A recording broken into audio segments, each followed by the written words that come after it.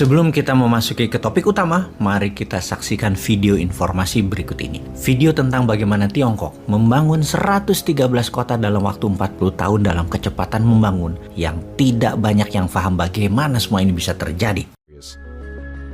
These widespread and varied economic incentives, coupled with massive government spending on infrastructure to better connect the country, allowed new cities to seemingly grow out of nowhere at a rate that remains unmatched at any time in human history.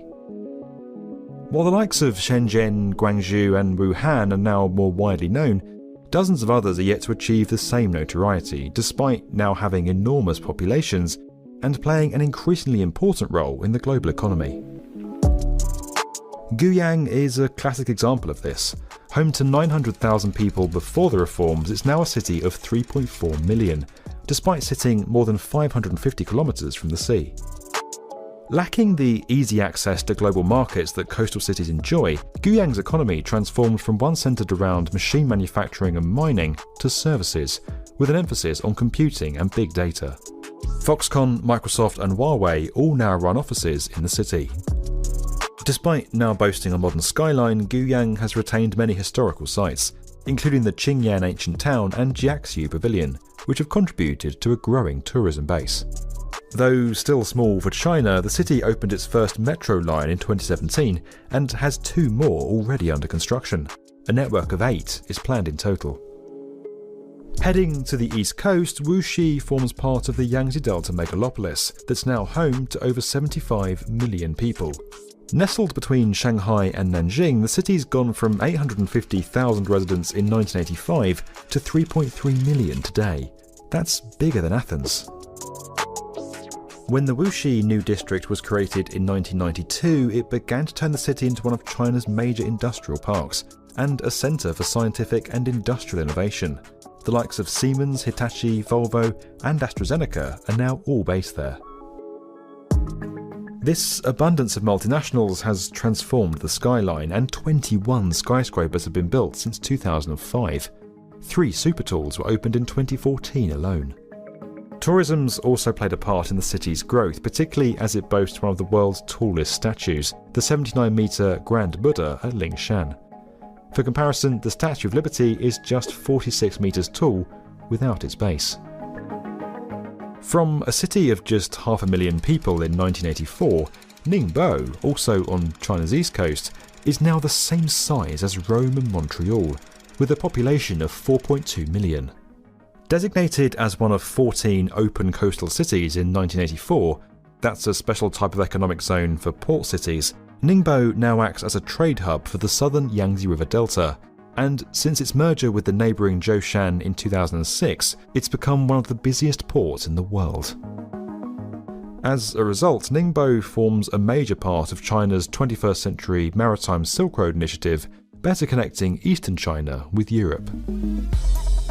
The city's transformation has seen it develop an impressive and modern skyline boasting 22 skyscrapers with a further 12 currently under construction, including the 409-metre Ningbo Center. Kita lanjut. Dalam 40 tahun sejak awal tahun 80-an, 1980 hingga saat ini, 113 kota di Tiongkok didirikan membangun tempat tinggal perumahan kondo apartemen untuk 740 juta penduduk atau hampir 25 miliar meter persegi bangunan.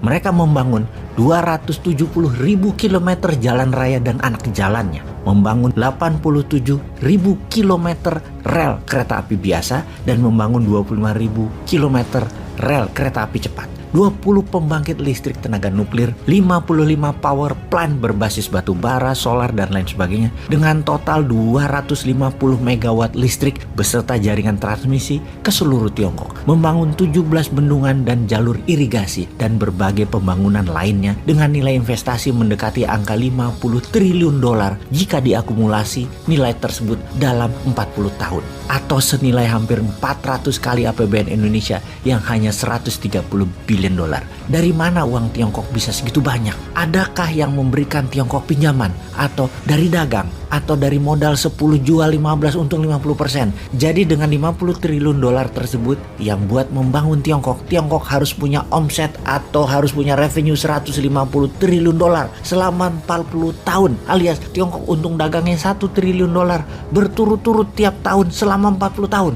Oke, mungkin aja. Tapi siapa yang beli? Emang ada yang beli dengan nilai segitu besar? Sewaktu awal tahun 80-an, Tiongkok menghasilkan apa? Kalau 10 tahun terakhir mungkin dagangannya untung 1 triliun dolar, surplus per tahunnya mungkin di tahun 80-an, di tahun 90-an, di tahun 2000. Bagaimana Tiongkok membangunnya? Jadi pertanyaan sekali lagi, bagaimana cara Tiongkok membangun semua itu di awalnya? Kita lihat ke Indonesia sekarang. Untuk membangun ibu kota baru IKN, hanya sarana dan prasarananya saja perlu 1.000 triliun rupiah anggarannya. Kemudian perlu 10 tahun untuk membangun fisiknya. Untuk membuat Indonesia negara superpower di tahun 2045, ini lain lagi anggaran yang dibutuhkan. Bukan saja membangun ibu kota yang diperlukan, namun ribuan hal kita bangun bersama. Misalnya, membuat bendungan di utara Jakarta, membuat bendungan laut di utara Semarang, membuat jalur tol laut ke seluruh Indonesia, membuat jaringan kereta api sepanjang 30.000 km melingkari setiap pulau di Indonesia, membangun jalan non-tol seluruh Indonesia sepanjang 80.000 km baru dan memperbaiki yang lama, membangun sarana tinggal yang layak untuk 100 juta penduduk. Berikut sarana eco-living yang layak lainnya seperti sekolah, pasar, rumah sakit, sarana bermain, olahraga, dan lain sebagainya. Membangun 1 juta kapal nelayan, membangun kekuatan pertahanan laut, darat, udara yang kuat, mendidik 50 juta penduduk memiliki keterampilan usaha, memiliki keterampilan produksi, dan memiliki keterampilan digitalisasi di dalam dan di luar negeri. Bagaimana memberikan 20 juta UKM dimodali untuk meningkatkan usaha dan meningkatkan produksi. Dananya pasti diperlukan bukan hanya 11.000 triliun rupiah atau dalam bilangan dolar 750 billion yang belum juga 1 triliun dolar, maka kita perlu dalam 23 tahun ke depan setengah apa yang diperlukan Tiongkok membangun. Indonesia butuh sekitar 25.000 billion atau 25 triliun dolar atau setiap tahunnya lebih kurang 1 triliun dolar atau 1.000 billion dolar. Baru pada tahun 2045 Indonesia menjadi negara superpower sejajar Tiongkok, sejajar Amerika. Dari mana 25 triliun dolar tersebut? Atau per tahunnya dari mana 1 triliun dolar? Atau dalam 1 tahun perlu dana segar sebesar PDB Indonesia saat ini 16.000 triliun rupiah. Rumusnya sederhana, jumlah uang beredar harus sama dengan jumlah atau nilai barang yang diproduksi. Jadi kita menengok sisi produksinya terlebih dahulu. Apa yang mau Indonesia bangun untuk membuat Indonesia menjadi negara superpower di tahun 2045, Indonesia emas, Indonesia 100 tahun merdeka. Kita hitung atau kita buat cost accountingnya terlebih dahulu. Kita rinci apa yang mau kita bangun, apa kebutuhan dasarnya, kebutuhan materinya, kebutuhan teknologinya, kebutuhan alat dukungnya, kebutuhan keterampilan SDM-nya. Kita mulai dari yang Indonesia bisa 100% dan bahan bakunya 100% Indonesia bisa dan 100% Indonesia punya. Maka membangun 20 juta rumah tinggal, 80.000 kilometer jalan raya, jembatan, dan lain sebagainya, sarana tinggal seperti sekolah, kampus, rumah sakit, pasar, kapal nelayan, pertanian, perkebunan, pupuk, dan penunjang lainnya, 100% Indonesia bisa. Kita bisa mulai dulu segera. Bagaimana kalau tahun 2023, tahun 2024 ini dulu kita bangun, yang kemudian bertahap apa yang akan kita bangun demi Indonesia menjadi negara superpower. Kita siapkan apa yang kita tidak ada unsur importnya untuk kita bangun segera.